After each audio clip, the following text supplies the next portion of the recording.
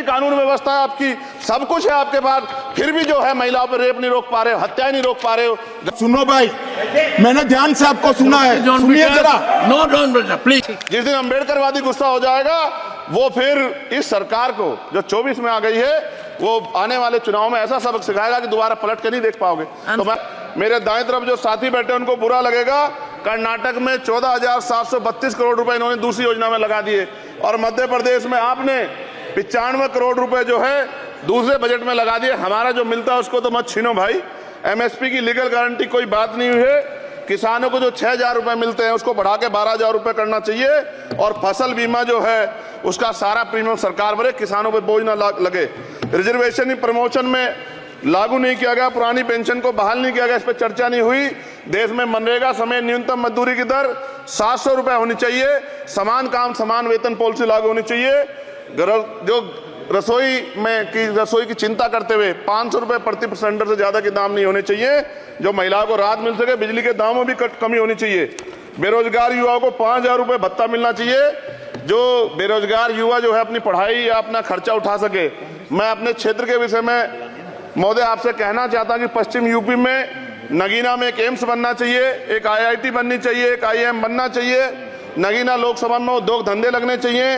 नगीना की कताई मिल जो है उसको पुनः शुरू कराना चाहिए। RRTC जो योजना है सरकार की उसको मेरठ से आगे बढ़ाकर मुजफ्फरनगर, सहारनपुर से नजीबाबाद नगीना होते हुए उसको नगीना तक ले जाना चाहिए। साथ साथ नजीबाबाद से मुंबई के लिए एक ट्रेन चलनी चाहिए और नगीना, श्योरा, किरतपुर में रेलवे के ओवरब्रिज बनने चाहिए। सभापति महोदय, सामाजिक न्याय मंत्रालय को 13,000 करोड़ रुपए दिए गए और जनजाति कार्य मंत्रालय को 13,000 करोड़ रुपए दिए, कुल 26,000 करोड़ रुपए, जो कुल बजट 48.20 लाख का लगभग 0.54% है। जबकि हमारी संख्या 25% से ज्यादा SC ST की और बहुजन समाज की मिलाओगे तो 85% से ज्यादा है। और हमारे विकास के लिए सरकार 1% बजट 1% पैसा खर्च कर रही है, जो मिलना हमें चाहिए, जबकि मिलना में 25% चाहिए। ये ऊंट के मुंह में जीरा के समान है, कहावत हमने बहुत दिन सुनी थी। पिछले लंबे समय से हमारे साथ धोखा हो रहा है, लेकिन अब ये नहीं चलेगा। चंद लोगों की तराजू से देश के संसाधन नहीं बटेंगे। इस देश का बहुजन समाज बर्दाश्त नहीं करेगा। संसाधन का बंटवारा संख्या के आधार पे होगा। माननीय काशीराम साहब नारा लगाए थे, ना तो वोट हमारा राज तुम्हारा चलेगा, और आज हम कह रहे हैं ना ही वोट हमारा और नोट तुम्हारा चलेगा। इस बात का भी ध्यान जो है सरकारों को देना पड़ेगा। आपके माध्यम से सरकार से मेरी एक मांग है, सरकार इस योजना का लाभ भी अपने आप ले ले, सरह भी ले ले कि 1 लाख रुपए सालाना बहुजन समाज के अत्यंत गरीब परिवारों को दे। 10 लाख करोड़ रुपए खर्च होंगे, लेकिन इस 1 लाख रुपए की योजना से एक झटके से एक परिवार गरीबी की रेखा से ऊपर आएगा और इनके बच्चों को कुपोषण खत्म होगा, अच्छी शिक्षा मिलेगी, महिलाओं को सम्मानजनक जीवन मिलेगा और इससे वास्तव में सबका साथ सबका विकास का नारा सार्थक होगा।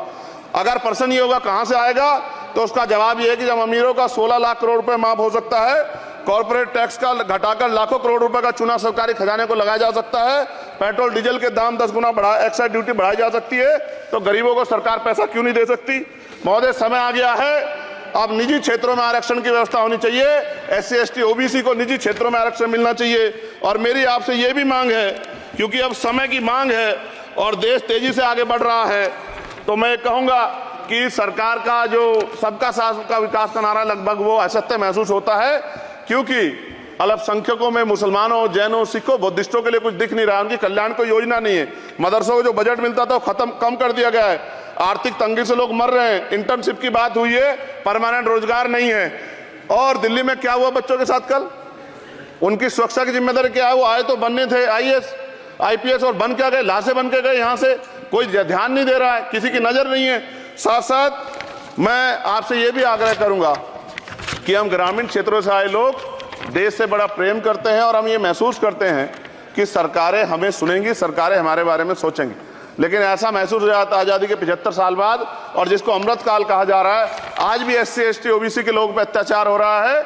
अभी 2 दिन पहले गोली से उड़ा दिया गया गाजियाबाद में और राजस्थान में गर्दन काट दी गई। ये घटनाएं देख के डर लगता है, घर से निकलते हुए भी कि आने घर वापस लौटेंगे नहीं लौटेंगे।